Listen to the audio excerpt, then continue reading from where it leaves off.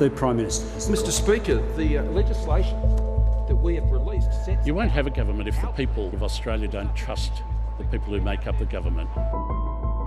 I'm not going to have a kangaroo court taken into this parliament. The Prime Minister will resume his seat. Over the lifespan of the Morrison government, there's been fierce debate about the creation of a federal integrity agency. I have watched scandal after scandal going uninvestigated with no independent watchdog on the beat. There's a new twist to the sport grant scandal as the future of the Deputy Nationals leader, Bridget McKenzie, hangs in the balance. Yesterday, I resigned my ministry. A series of scandals around the administration of grants have kicked along the public debate. You taken responsibility.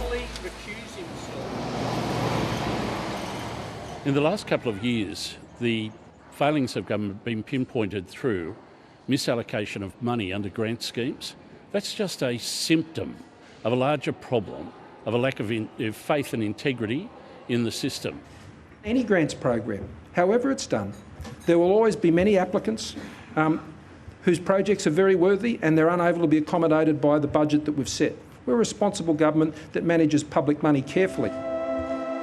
Unlike the states and territories, there's no dedicated anti-corruption body covering federal politicians and public servants. At the moment, the federal government, the federal public sector, is the only place in Australia without this kind of accountability agency. It's extraordinary, actually. In January 2018, Labor committed to creating one. It has to be independent and well-resourced, secure from government interference. Well, thank you for joining us today. The Coalition followed suit. This is a real proposal with real resources, real teeth. The government says its integrity body will have greater powers than a royal commission, be able to hold public hearings, search premises, and wield other powers.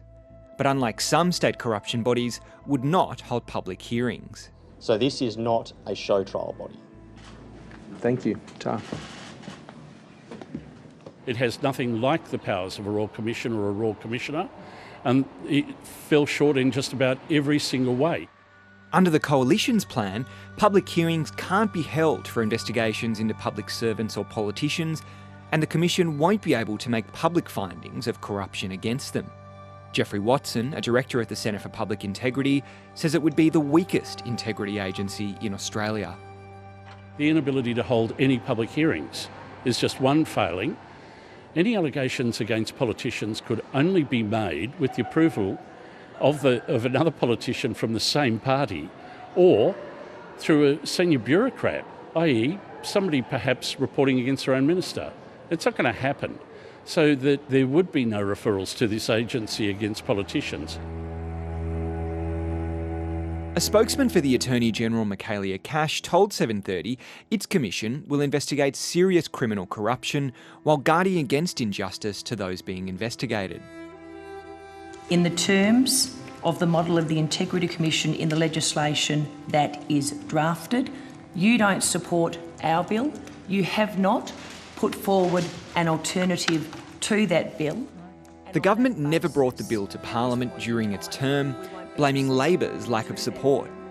And on that basis, at this point in time, we won't be proceeding with it because you do not support it. I think we have been very clear on the detail of our proposal. We have shown clearly that we are committed to a powerful and independent anti-corruption commission.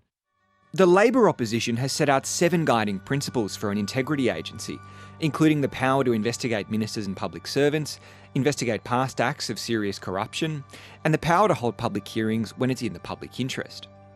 But it hasn't put forward a detailed proposal. If they find their way into legislation, then that would be a good federal integrity agency. Of course, it concerns me that we haven't seen the detail from the Labor Party. I'd rather see actually a piece of legislation. I can say to you that those design principles are very carefully worked through by us in Labor. They're principles that we recommitted to after the 2019 election with the complete endorsement and approval of the Leader of the Opposition, the whole of the Shadow Cabinet and the Labor caucus. to recommit Labor as early as September 2019. Whichever party wins government, integrity is likely to remain a key issue for voters. The public needs to know that they can trust their politicians. The public needs to know that they can work out how their money is being spent and whether it's being spent properly. And they need to know that quickly and swiftly after big decisions have been made.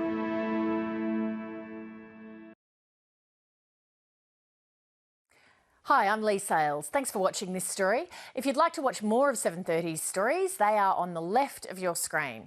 And tap on the button below to subscribe and get the latest from ABC News.